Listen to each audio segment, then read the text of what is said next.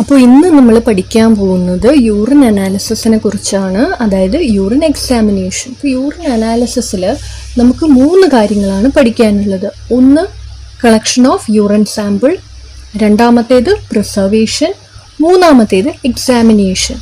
Collection of urine സാമ്പിളിൽ നമ്മൾ പഠിക്കാൻ പോകുന്നത് എന്തെല്ലാം മെത്തേഡ്സ് ഉപയോഗിച്ചാണ് നമ്മൾ യൂറിൻ സാമ്പിൾ കളക്ട് ചെയ്യുന്നത്. പിന്നെ പ്രിസർവേഷനിൽ ഈ കളക്ട് ചെയ്ത യൂറിൻ സാമ്പിളിനെ നമ്മൾ എങ്ങനെയാണ് പ്രിസർവ് ചെയ്യുന്നത്. മൂന്നാമതായിട്ടുള്ളത് examination of this urine sample, അതായത് ഈ microscopic examination, physical examination, chemical examination. ഇത്തരം കാര്യങ്ങളാണ് നമ്മൾ ഈ ടോപ്പിക്കിൽ പഠിക്കുന്നത്. ആദ്യം നമ്മൾ നോക്കുന്നത് കളക്ഷനാണ്.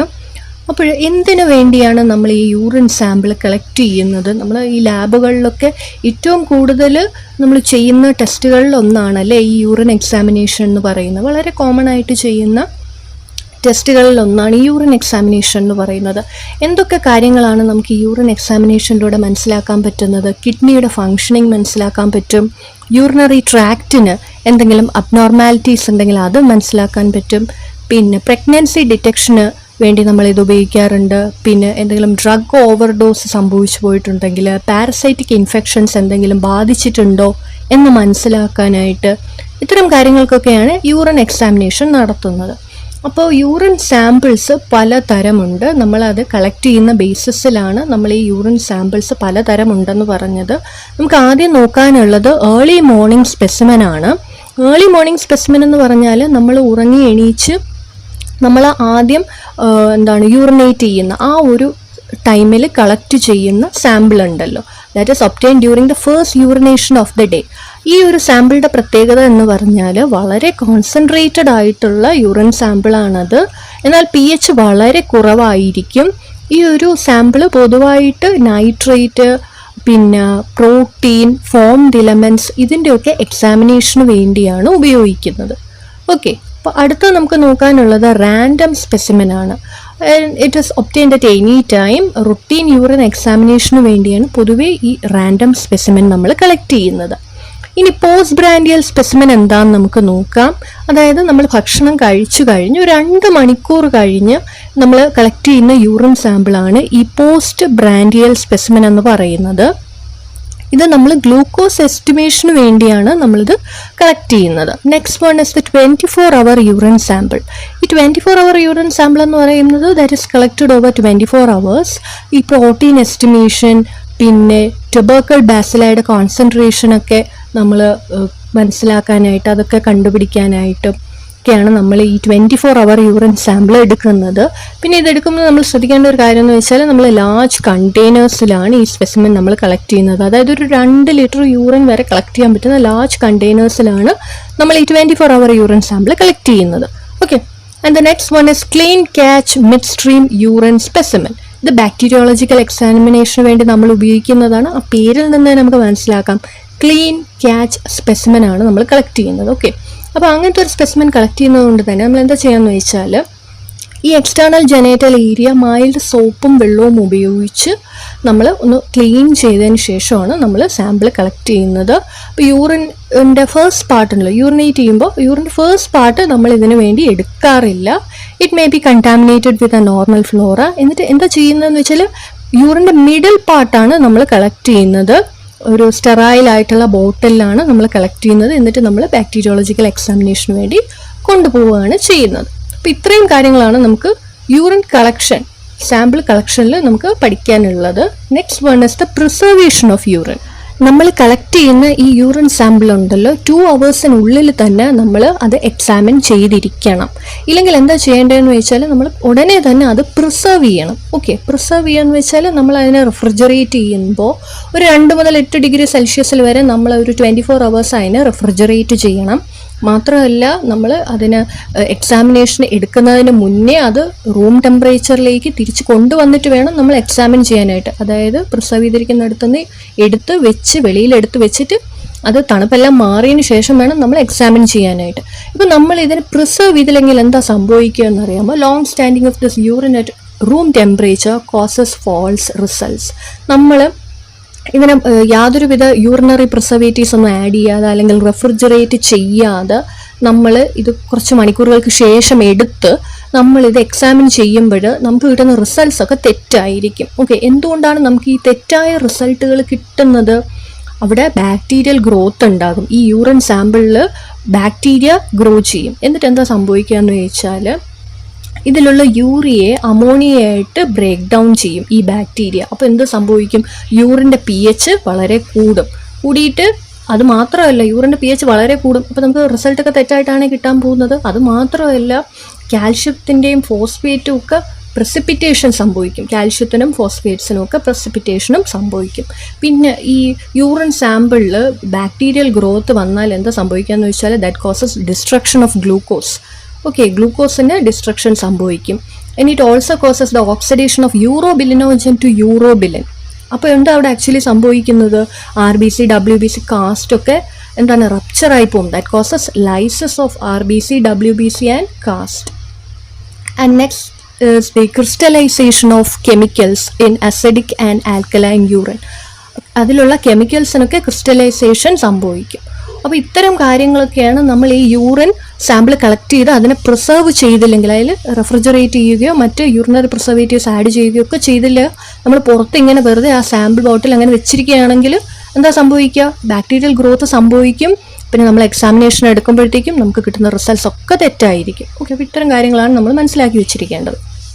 ഇനി നമുക്ക് നോക്കാനുള്ളത് യൂറിനറി പ്രിസർവേറ്റീവ്സിനെ കുറിച്ചാണ്. അതായത് നമ്മൾ ഈ കളക്ട് ചെയ്ത് കൊണ്ടുവന്ന യൂറിൻ സാമ്പിൾ സ്റ്റോറേജിൻ്റെ സമയത്തും ട്രാൻസ്പോർട്ടേഷൻ്റെ സമയത്തും ഈ യൂറിൻ സാമ്പിളിൽ അതിൻ്റെ സ്റ്റെബിലിറ്റി മെയിൻറ്റെയിൻ ചെയ്യാനും അതിൻ്റെ കമ്പോസിഷനിൽ യാതൊരുവിധ ചേഞ്ചസും ഉണ്ടാകാതെ അത്തരം എന്തെങ്കിലും ചേഞ്ചസ് ഉണ്ടാകാൻ സാധ്യതയുണ്ടെങ്കിൽ അതിനെ പ്രിവെൻറ്റ് ചെയ്യാനും ഒക്കെ നമ്മൾ ആഡ് ചെയ്യുന്ന സബ്സ്റ്റൻസുകളെയാണ് യൂറിനറി പ്രിസർവേറ്റീവ്സ് എന്ന് നമ്മൾ പറയുന്നത്. അപ്പോൾ നമുക്കതിൽ ആദ്യം നോക്കാനുള്ളത് ടൊളുവിനാണ്. ടൊളുവിൻ എന്ന് പറയുന്നത് it's the best all round preservative. ഏറ്റവും നല്ല ഒരു യൂറിനറി പ്രിസർവേറ്റീവ് ആയിട്ട് നമുക്ക് യൂസ് ചെയ്യാൻ പറ്റുന്നതാണ് ടൊളുവിന്. നമ്മൾ ടൊളുവിൻ ഈ യൂറിൻ സാമ്പിളിലേക്ക് ആഡ് ചെയ്ത് കഴിയുമ്പോഴത്തേക്കും you can see that it forms a thin layer on the surface of the urine. Okay, പക്ഷേ ഇതിനൊരു ഡിസഡ്വാൻറ്റേജ് ഉണ്ട്. ദ മേജർ ഡിസഡ്വാൻറ്റേജ് എന്ന് പറയുന്നത് എന്താണെന്ന് വെച്ചാൽ നമ്മൾ ഈ പ്രോട്ടീൻ എസ്റ്റിമേഷൻ നടത്തുമ്പോൾ സൾഫർ സാലിസിലിക് ആസിഡ് മെത്തേഡ് വഴി നമ്മൾ പ്രോട്ടീൻ എസ്റ്റിമേഷൻ നടത്തുമ്പോഴത്തേക്കും എന്താ സംഭവിക്കുക എന്ന് വെച്ചാൽ ഈ ടൊളുവിൻ എന്ന യൂറിനറി പ്രിസർവേറ്റീവ് ആഡ് ചെയ്തിരിക്കുന്നത് കൊണ്ട് തന്നെ നമുക്ക് കിട്ടുന്ന റിസൾട്ട്സിലൊക്കെ എന്തെങ്കിലും തെറ്റ് വരാൻ സാധ്യതയുണ്ട്. സംഭവം ടൊളുവിൻ ഒരു വളരെ നല്ല പ്രിസർവേറ്റീവ് ആണെങ്കിൽ പോലും പ്രോട്ടീൻ എസ്റ്റിമേഷൻ നടത്തുമ്പോൾ നമ്മൾ ഈ സൾഫർ സാലിസിലിക് ആസിഡ് മെത്തേഡ് ഉപയോഗിച്ച് പ്രോട്ടീൻ എസ്റ്റിമേഷൻ നടത്തുമ്പോഴത്തേക്കും നമുക്ക് കിട്ടുന്ന റിസൾട്ട്സ് ഒക്കെ തെറ്റായിരിക്കും. ഓക്കെ, നമുക്ക് ഇന്നാക്യുറേറ്റ് ആയിട്ടുള്ള പ്രോട്ടീൻ മെഷർമെൻറ്റ്സ് ഒക്കെ കിട്ടും. നമ്മുടെ റിസൾട്ട്സ് ഒക്കെ തെറ്റായിരിക്കും, ഫോൾസ് റിസൾട്ട്സ് ഒക്കെ ആയിരിക്കും നമുക്ക് കിട്ടുന്നത്. Next one is the boric acid. Boric acid പറയുമ്പോഴത്തേക്കും the quantity is 5 gram per 4 ounce അല്ലെങ്കിൽ ഒരു 120 ml യൂറിനിൽ. Okay, and the next one is concentrated hydrochloric acid. അതായത് നമ്മളിപ്പോൾ ഒരു 24 hour സ്പെസിമെൻ എടുക്കുകയാണ്, യൂറിൻ സ്പെസിമെൻ എടുക്കുകയാണ്, അതിലേക്ക് നമ്മളൊരു 10 ml ഈ കോൺസെൻട്രേറ്റഡ് ഹൈഡ്രോക്ലോറിക് ആസിഡ് നമ്മൾ ആഡ് ചെയ്യണം. അത് വളരെ നല്ലൊരു പ്രിസർവേറ്റീവാണ്. എല്ലാത്തരം കെമിക്കൽ എക്സാമിനേഷനുകൾക്കും അത് വളരെ നല്ലൊരു പ്രിസർവേറ്റീവാണ്. അതായത് ഇപ്പോൾ കാൽഷ്യം ആയിക്കോട്ടെ, യൂറിക് ആസിഡ് ആയിക്കോട്ടെ, ക്രിയാറ്റിൻ ആയിക്കോട്ടെ, യൂറിയ ആയിക്കോട്ടെ, ഇതിനെല്ലാം നമ്മൾ ടെസ്റ്റ് നടത്തുമ്പോഴത്തേക്കും ആരെയാ ഉപയോഗിക്കേണ്ടത്? കോൺസെൻട്രേറ്റഡ് ഹൈഡ്രോക്ലോറിക് ആസിഡ് ഉപയോഗിച്ചാണ് നമ്മൾ ആ ഒരു യൂറിൻ സാമ്പിൾ പ്രിസർവ് ചെയ്യുന്നതെങ്കിൽ ഇത്തരം ടെസ്റ്റുകളൊക്കെ നടത്തുമ്പോൾ വളരെ ഉപകാരപ്പെടും.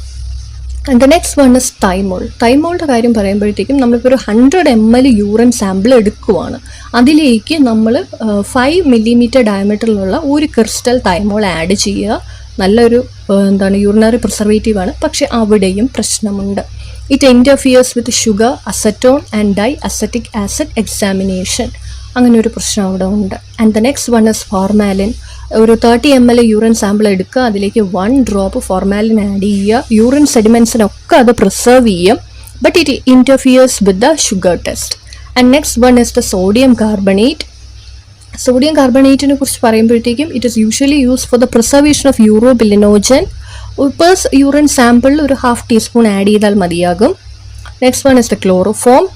Usually preserves aldosterone levels. ഒരു 60 ml യൂറിൻ സാമ്പിളിലേക്ക് 1 tablet ആഡ് ചെയ്താൽ മതിയാകും. ഇനി നമ്മൾ നോക്കുന്നത് എക്സാമിനേഷൻ ഓഫ് യൂറിൻ സാമ്പിളാണ്. എക്സാമിനേഷൻ 3 ടൈപ്പാണ്. ഏതൊക്കെയാണ്? Physical examination, chemical examination, microscopic examination. അതിൽ physical examination includes volume, colour, order, appearance, specific gravity. And the chemical examination includes glucose, proteins, ketones, bilirubin, urobilinogen, nitrate, leukocyte esterase, pH and blood. ഇതിൻ്റെയൊക്കെ presence ഈ കൊണ്ടുവന്ന urine സാമ്പിളിൽ ഉണ്ടോ എന്നാണ് നമ്മൾ chemical എക്സാമിനേഷനിൽ നമ്മൾ ചെയ്യുന്നത്. ഓക്കെ, ഇനി മൈക്രോസ്കോപ്പിക് എക്സാമിനേഷൻ ആണെങ്കിൽ cells like RBC, WBC, epithelial cells, scars, crystals, bacteria, yeast and parasite.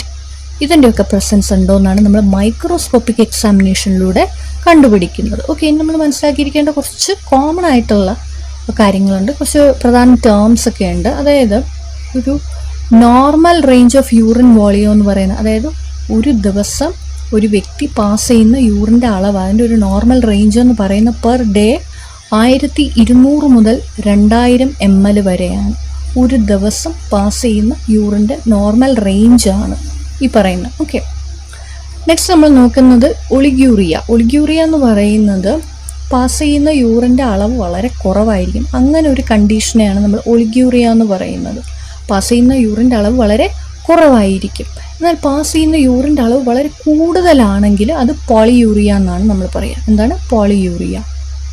എന്നാൽ ടോട്ടൽ സപ്രഷൻ ഓഫ് യൂറിൻ ആണ് കാണുന്നതെങ്കിൽ അതിനെ നമ്മൾ അന്യൂറിയ എന്ന് പറയും. എന്നാൽ രാത്രി സമയങ്ങളിൽ നല്ലപോലെ യൂറിൻ പാസ് ചെയ്യുന്നുണ്ട്, നല്ല കൂടിയ അളവിൽ തന്നെ നല്ലപോലെ യൂറിൻ പോകുന്നുണ്ട്. അപ്പോൾ ആ ഒരു സംഭവത്തെ നമ്മൾ എന്താ പറയുക, ആ ഒരു അവസ്ഥയെ നമ്മൾ എന്താ പറയുക, നെക്ടൂറിയ എന്നാണ് പറയുക. ഓക്കെ, അപ്പം നമുക്ക് ആദ്യം ഫിസിക്കൽ എക്സാമിനേഷൻ നോക്കാം. ഫിസിക്കൽ എക്സാമിനേഷൻ കൊണ്ട് ഉദ്ദേശിക്കുന്നത് എന്താണ്? കളക്ട് ചെയ്ത് കൊണ്ടുവന്ന യൂറിൻ സാമ്പിൾ നമ്മൾ ആദ്യം കാണുമ്പോൾ എന്തൊക്കെയാണ് ശ്രദ്ധിക്കുന്നത്? അതിൻ്റെ കളർ എങ്ങനെയാണെന്ന് നമ്മൾ നോക്കും അല്ലേ, അതിൻ്റെ അപ്പിയറൻസ് എങ്ങനെയാണ്, ഓർഡർ എങ്ങനെയാണ്, ഇതൊക്കെയാണ് നമ്മൾ ആദ്യം ശ്രദ്ധിക്കുന്ന കാര്യങ്ങളല്ലേ. അപ്പോൾ ഒരു നോർമൽ യൂറിൻ സാമ്പിളിൻ്റെ കളർ എങ്ങനെയായിരിക്കും? പെയിൽ യെല്ലോ ടു യെല്ലോ കളറായിരിക്കും. ഓക്കെ, ഇനി നമ്മൾ മനസ്സിലാക്കിയിരിക്കേണ്ടത് യൂറിന് അതിൻ്റെ നിറം നൽകുന്ന കുറച്ച് പിഗ്മെൻസിനെ കുറിച്ചാണ്. ആദ്യം നമ്മൾ മനസ്സിലാക്കിയിരിക്കേണ്ടത് യൂറോക്രോം. യൂറോക്രോം എന്ന് പറയുന്ന യൂറിന് അതിൻ്റെ യെല്ലോ കളർ നൽകുന്ന പിഗ്മെൻ്റ് ഏതാണ്? യൂറോക്രോമാണ്. And that is present in highest proportion. എന്നാൽ ഒരു റെഡ് കളറാണ് ഉണ്ടെങ്കിൽ അത് യൂറോ എറിത്രിൻ എന്ന പിഗ്മെൻ്റാണ് ആ റെഡ് കളർ നൽകുന്നത്. ഇനി ഒരു ഓറഞ്ച് യെല്ലോ കളർ ആണെങ്കിൽ യൂറോബിലിൻ എന്ന പിഗ്മെൻ്റാണ് അവിടെ പ്രവർത്തിക്കുന്നത്. ഓക്കെ, നെക്സ്റ്റ് നമ്മൾ ഈ സാമ്പിൾ നോക്കുമ്പോഴത്തേക്കും ഒരു പെയിൽ ടു കളർലെസ് യൂറിൻ ആണ് നമ്മൾ കാണുന്നതെങ്കിൽ നമുക്ക് എന്തൊക്കെ മനസ്സിലാക്കാം? ഒന്നുകിൽ ഈ പേഷ്യൻ്റ് ഒത്തിരി വെള്ളം കുടിക്കുന്ന ആളാണ് അല്ലേ, ലാർജ് ഫ്ലൂയിഡ് ഇൻടേക്ക് ഉണ്ട് ഈ പേഷ്യൻറ്റിന്, അല്ലെങ്കിൽ ഡയബറ്റിസ് മെലിറ്റസ് അല്ലെങ്കിൽ ഡയബറ്റിസ് ഇൻസിപ്പിഡസ്. ഈ 2 കേസസിലും ഇങ്ങനെ വരാം. അല്ലെങ്കിൽ ഒത്തിരി വെള്ളം കുടിക്കുന്ന പേഷ്യൻ്റ് ആണെങ്കിലും എന്താണ്, യൂറിൻ വളരെ കളർലെസ് ആയിരിക്കും അല്ലേ, ഒന്നുകിൽ വളരെ പെയിലായിരിക്കും അല്ലെങ്കിൽ നിറമേ കാണത്തില്ല യൂറിൻ അല്ലേ. ഇനി നമുക്ക് നോക്കാനുള്ളത് ഒരു ഡാർക്ക് യെല്ലോ അല്ലെങ്കിൽ ഒരു ബ്രൗൺ റെഡ് കളറിലൊക്കെയാണ് യൂറിൻ നമ്മൾ കാണുന്നതെങ്കിൽ എന്താ നമ്മൾ മനസ്സിലാക്കേണ്ടത്? യൂറിൻ വളരെ കോൺസെൻട്രേറ്റഡ് ആണ്, കോൺസെൻട്രേറ്റഡ് യൂറിൻ ആണ്. എന്തുകൊണ്ടാണ് കോൺസെൻട്രേറ്റഡ് യൂറിൻ ആവുന്നത്? Due to dehydration. പേഷ്യൻ്റ് ഒട്ടുമേ വെള്ളം കുടിക്കുന്നില്ല, ഒരു വിധത്തിലും വെള്ളമായിട്ടോ ജ്യൂസായിട്ടോ ഒന്നും, അകത്ത് ഫ്ലൂയിഡ് ഇൻടേക്ക് വളരെ കുറവാണ് പേഷ്യൻറ്റിന്. ഓക്കെ, ഒന്നുകിൽ അങ്ങനെയാകാം, അല്ലെങ്കിൽ പനിയൊക്കെ ഉള്ള സമയങ്ങളിൽ, അല്ലെങ്കിൽ ഇപ്പോൾ എന്താണ് ഒത്തിരി വയറിളൊക്കെ ഉള്ള കണ്ടീഷനിൽ, ഇപ്പോൾ ഡയറിയൊക്കെ ഉള്ള കേസിലൊക്കെ ആണെങ്കിൽ ഡീഹൈഡ്രേറ്റഡ് ആവും അല്ലേ. പിന്നെ എന്തെങ്കിലും മെഡിക്കേഷൻസിൻ്റെ റീസൺ കൊണ്ടും ഇങ്ങനെയൊക്കെ സംഭവിക്കാം. ഇങ്ങനെ ഈ ഒരു സാമ്പിളിന് ഡാർക്ക് യെല്ലോ അല്ലെങ്കിൽ ബ്രൗൺ റെഡ് കളറൊക്കെ ഉണ്ടാവും. നെക്സ്റ്റ് ഒരു യെല്ലോ ബ്രൗൺ അല്ലെങ്കിൽ ഒരു ബിയർ ബ്രൗൺ കളർ ആണെങ്കിൽ urine may indicate the presence of bilirubin.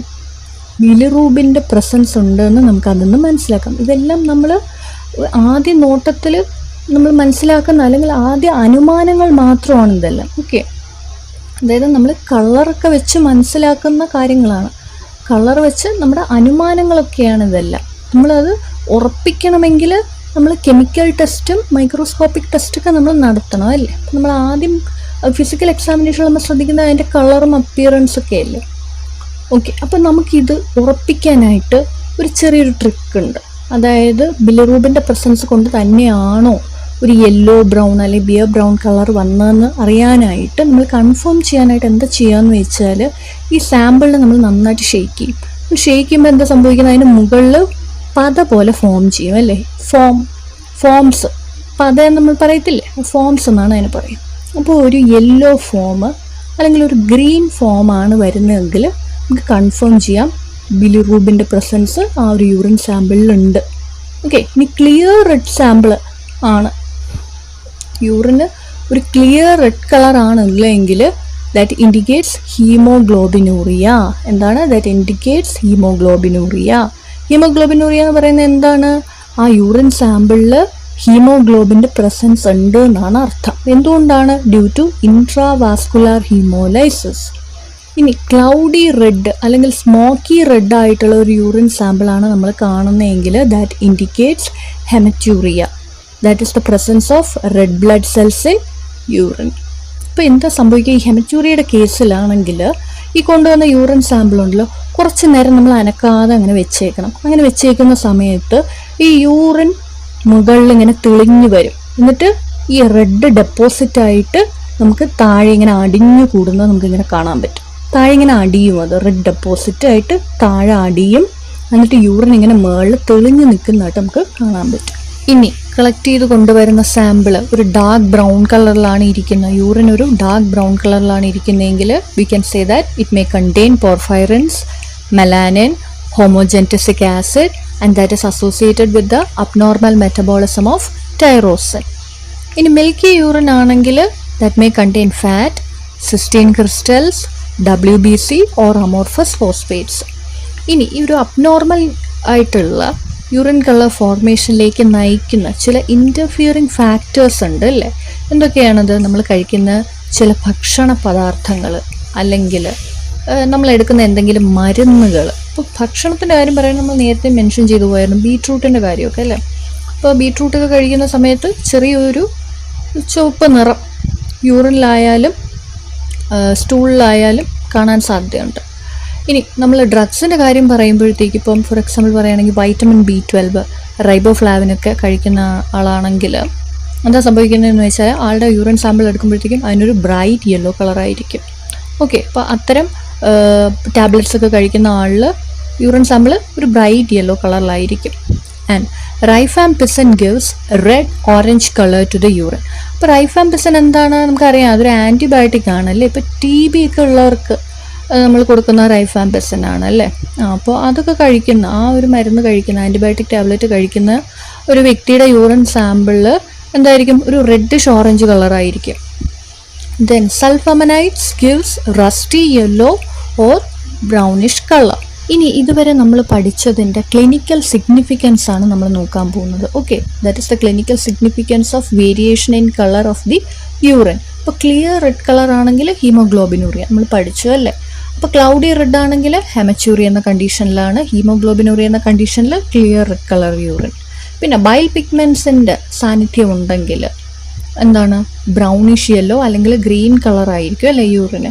ഇപ്പം മിൽക്കി യൂറിൻ ആണെങ്കിൽ പൊതുവേ കാണുന്നത് കൈല്യൂറിയ എന്ന കണ്ടീഷനിലാണ്. എന്നാൽ അൽക്കാപ്റ്റോനൂറിയ എന്ന കണ്ടീഷനിൽ എന്താ സംഭവിക്കുക എന്ന് വെച്ചാൽ ഡാർക്ക് ബ്രൗൺ കളറായിട്ടുള്ള യൂറിന് കുറച്ച് കഴിയുമ്പോഴത്തേക്കും അത് കംപ്ലീറ്റ് ആയിട്ട് ബ്ലാക്ക് കളറായിട്ട് മാറും. ഓക്കെ, അത് അൽക്കാപ്റ്റോനൂറിയ എന്ന കണ്ടീഷനിലാണ് നമുക്കത് കാണാൻ പറ്റുക. എന്താണ് ഈ അൽക്കാപ്റ്റോനൂറിയ എന്ന് പറയുന്നത്? അൽക്കാപ്റ്റോനൂറിയ ഒരു ഓട്ടോസോമൽ റിസസീവ് ഡിസോർഡർ ആണ്. ഓക്കെ, ഈ ഓട്ടോസോമൽ റിസസീവ് ഡിസോർഡർ എന്നുകൊണ്ട് നമ്മൾ എന്താണ് ഉദ്ദേശിക്കുന്നതെന്ന് വെച്ചാൽ കുഞ്ഞിന് ഈ ഒരു കണ്ടീഷൻ ഡെവലപ്പ് ആവാനായിട്ട് മ്യൂട്ടേറ്റഡ് ജീനിൻ്റെ 2 കോപ്പീസ് ഇൻഹെറിറ്റ് ചെയ്ത് കിട്ടണം. ഓക്കെ, ഓരോ പാരൻറ്റിൽ നിന്നും 1 വീതം ഇൻഹെറിറ്റ് ചെയ്ത് കിട്ടണം. മ്യൂട്ടേറ്റഡ് ജീനിൻ്റെ 2 കോപ്പി ഓരോ പാരൻറ്റിൽ നിന്നും, അച്ഛനിൽ നിന്നും അമ്മയിൽ നിന്നും 1 വീതം, അതായത് 2 കോപ്പി ഇൻഹെറിറ്റ് ചെയ്ത് കിട്ടണം. അൽക്കാപ്റ്റോനൂറിയയിൽ ശരിക്കും എന്താ സംഭവിക്കുന്നതെന്ന് വെച്ചാൽ അമിനോ ആസിഡ്സ് ആയ ടൈറോസിനും ഫിനൈൽ അലാനിൻ്റെയും ബ്രേക്ക് ഡൗൺ നടക്കില്ല. ബ്രേക്ക് ഡൗൺ നടക്കാത്ത പക്ഷം that leads to the accumulation of this homogentisic acid. അപ്പോൾ ഈ ഒരു ബിൽഡപ്പ് സംഭവിക്കുന്നതിലൂടെ that results in several symptoms. അതിലൊരു സിംറ്റം മാത്രമാണ് ഈ dark colour urine.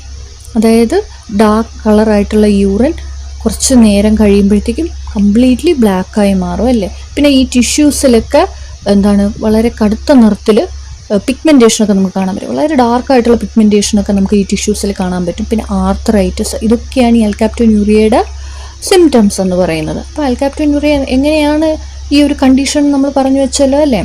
ടൈറോസിനും ഫിനൈലലാനിനും break down സംഭവിക്കില്ല. അതിന് ബ്രേക്ക് ഡൗൺ സംഭവിക്കാത്തത് കൊണ്ട് തന്നെ ഹോമോജെൻറ്റിക് ആസിഡ്, അതായത് HGA ഹോമോജെൻറ്റിക് ആസിഡ് അക്യുമുലേറ്റ് ചെയ്യും. അത് അക്യുമുലേറ്റ് ചെയ്യുന്നത് കൊണ്ടാണ് ഇത്തരം സിംറ്റംസ് എല്ലാം വരുന്നത്. അപ്പോൾ നമ്മൾ ഇവിടെ ഡാർക്ക് യൂറിൻ ആവുന്ന ഒരു കാര്യം നമ്മൾ മെൻഷൻ ചെയ്തിരുന്നത് അല്ലേ.